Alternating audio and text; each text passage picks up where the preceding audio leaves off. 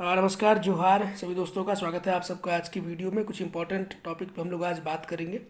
CDPO को लेकर के एक इम्पॉर्टेंट न्यूज़ छपी है आज की अखबार में, इस पे चर्चा करेंगे। आगे एक इम्पॉर्टेंट नोटिस जेएसएससी ने भी जारी किया है और बहुत ही इंपॉर्टेंट है ये नोटिस, इसको आप लोग ज़रूर देखिएगा।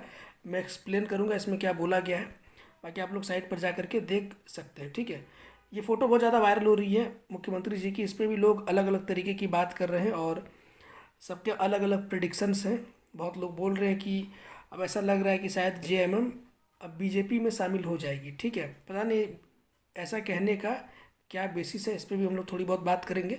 और इसीलिए मैंने एक और फोटो इसमें डाला है, क्योंकि ये जो इनका शिष्टाचार मुलाकात है मोदी जी से, एक तो मोदी जी उम्र में भी बड़े हैं इनसे, साथ ही साथ ओहदे में भी बड़े हैं। ठीक है, तो ये हेमंत सोरेन जी जो कर रहे हैं ये संस्कार दिखलाता है। ठीक है, ये हमारा इंडियन कल्चर है, इसमें कहीं से भी कोई दिक्कत नहीं है।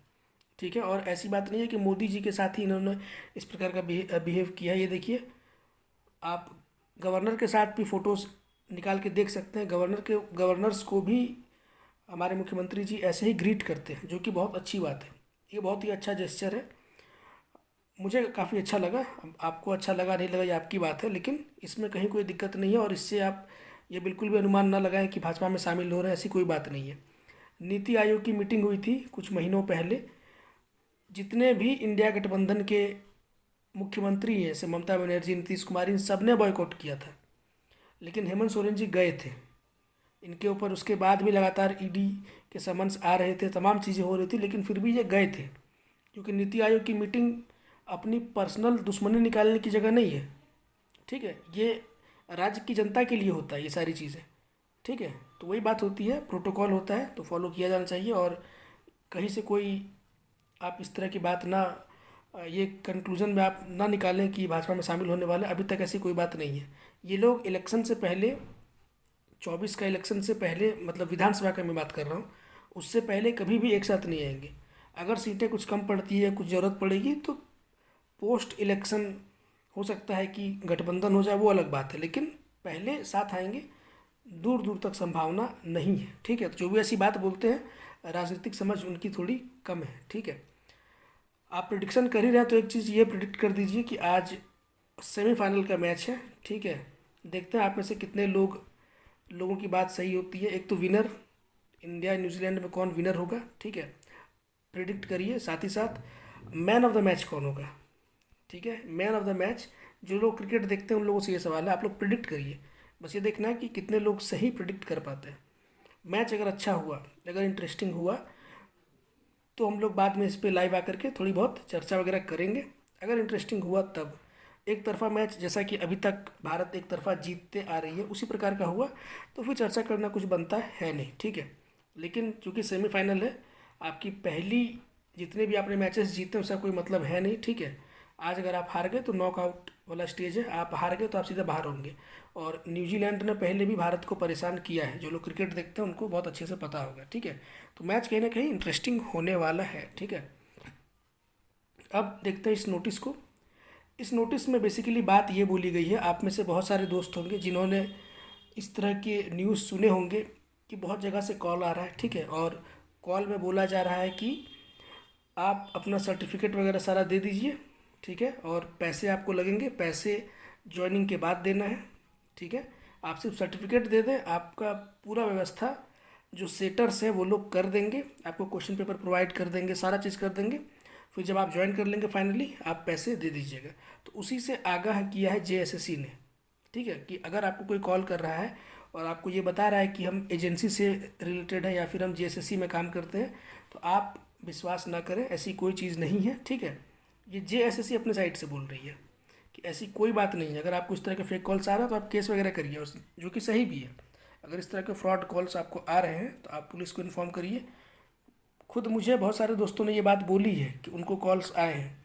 मैं जब बोलता हूँ कि कॉल कॉल आए हैं तो आप केस करिए, नंबर पे कंप्लेंट करिए, तो लोग पीछे हट जाते हैं। ठीक है, तो ये तो जिम्मेदारी ये ओनस स्टूडेंट के ऊपर है। हर चीज़ के लिए जेएसएससी को ब्लेम नहीं किया जा सकता है।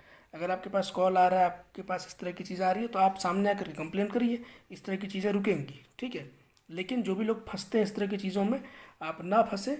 आपको पहले से ही जेएसएससी वार्निंग दे रही है, बाद में ये लोग किसी प्रकार से भी आपकी मदद नहीं कर पाएंगे। इन केस आपने अपना सर्टिफिकेट वगैरह किसी को दे दिया है तो आप बहुत बड़ी प्रॉब्लम में फंस सकते हैं। ठीक है, तो आगाह हो जाइए, ये आवश्यक सूचना जेएसएससी की तरफ से आई है, जो कि बहुत ही अच्छा जेस्चर है जेएसएससी की तरफ से। बहुत ही अच्छी बात है कि आप सामने आकर के इस तरह की बातें बोल रहे हैं। लेकिन साथ ही साथ एक बार सीजीएल का डेट भी एक बार आप कंफर्म कर देते, कुछ जानकारी सीजीएल की डेट को लेकर के दे देते, स्टूडेंट्स का भला हो जाता। क्योंकि एक अनुमान मान करके तैयारी करने में वो फील नहीं आ पाता है। ठीक है, और 16-17 का डेट तो वैसे आपने बताया है, लेकिन बहुत सारे रीजन्स हैं जिसकी वजह से 16-17 कंफर्म नहीं लग रहा है। अब वो क्या रीजन्स है, 1-2 दिन और मैं वेट करूँगा, 1-2 दिन वेट करने के बाद इस पर वीडियो बनाएंगे। ठीक है, और सारे जो भी बातें हो सकती है उस वीडियो में की जाएंगी। ठीक है, अब आते हैं सीडीपीओ पे। सीडीपीओ को लेकर के एक अखबार में न्यूज़ छपी है, बहुत सारे लोग इस वैकेंसी की भी वेट कर रहे हैं। ठीक है, वही बात बोली गई है कि नियमावली पहले अच्छी नहीं थी, उसको संशोधन उसमें किया गया है। लेने की बात यही है कि सीडीपीओ की वैकेंसी भी आएगी 64 पदों पर। ठीक है, और विधानसभा के चुनाव से पहले इन सब चीज़ों को आप मान के चलिए, लोकसभा का चुनाव नहीं, विधानसभा का चुनाव, विधानसभा के चुनाव से पहले ये सीडीपीओ, ठीक है, साथ ही साथ आपका 11th जेपीएससी, ये सारे एग्जामिनेशंस इस सरकार को कराना है और ये कराएंगे भी। ठीक है, इसी के साथ फिर सिपाही की बहाली और जो भी बहाली है, ये सब लोकसभा चुनाव के बाद विधानसभा के चुनाव तक ये सारे परीक्षाएं आयोग कराएगी। ठीक है, इसको लेकर के आप लोग आश्वस्त हो सकते हैं, और सरकार भी इसको लेकर कहीं ना कहीं प्रतिबद्ध है। डेफिनेटली वो लोग ये सारी वैकेंसीज को क्लियर करेंगे।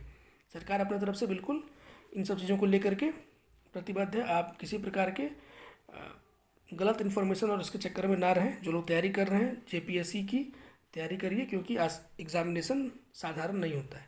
आंसर राइटिंग आपको करना है, बहुत सारी चीज़ें होती है। ठीक है, तो इसके लिए आपको अलग से प्रिपरेशन करना पड़ता है। तो जेपीएससी भी आपको देने का मौका मिलेगा, सीडीपीओ भी मिलेगा, सीजीएल तो बिल्कुल अब आने वाला है, सीजीएल बहुत ज़्यादा दूर अब नहीं है। ठीक है, तो इसको लेकर के भी अब जो भी आपके डाउट से जो भी है, मुझे लगता है कि जल्द ही आयोग संज्ञान लेकर के अपने तरफ से एक नोटिस आपको प्रोवाइड करेगा। ठीक है, तो जो भी लोग चैनल पे नए थे आप लोग सब्सक्राइब करिए, बेल आइकन दबाइए, और जो मैंने क्वेश्चंस शेयर किए हैं एक बार रिक्वेस्ट करूंगा कि आप लोग उन क्वेश्चंस को देख लीजिए, मैं उसका एक प्लेलिस्ट बना दूंगा। ठीक है, सारे क्वेश्चंस इंपॉर्टेंट है, रिवीजन के पर्पज से देख लीजिए, 1.5 के स्पीड में उन तमाम क्वेश्चंस को सॉल्व करिए। मैथ्स के भी कुछ क्वेश्चंस मैंने शेयर किए हैं, उन क्वेश्चंस को भी आप लोग देखिए, यकीनन आपको वहाँ से फ़ायदा होगा। ठीक है, तो जो भी लोग नए हैं आप लोग सब्सक्राइब करें, बेल आइकन दबाएं, और जो मैंने सवाल पूछा प्रिडिक्शन वाला, आप लोग ज़रूर कमेंट करके बताएंगे आपको क्या लगता है। मैं देखूंगा एक एक व्यक्ति के कमेंट को और फिर मिलाएंगे किसने सही बोला, किसने सही प्रिडिक्ट किया। ठीक है,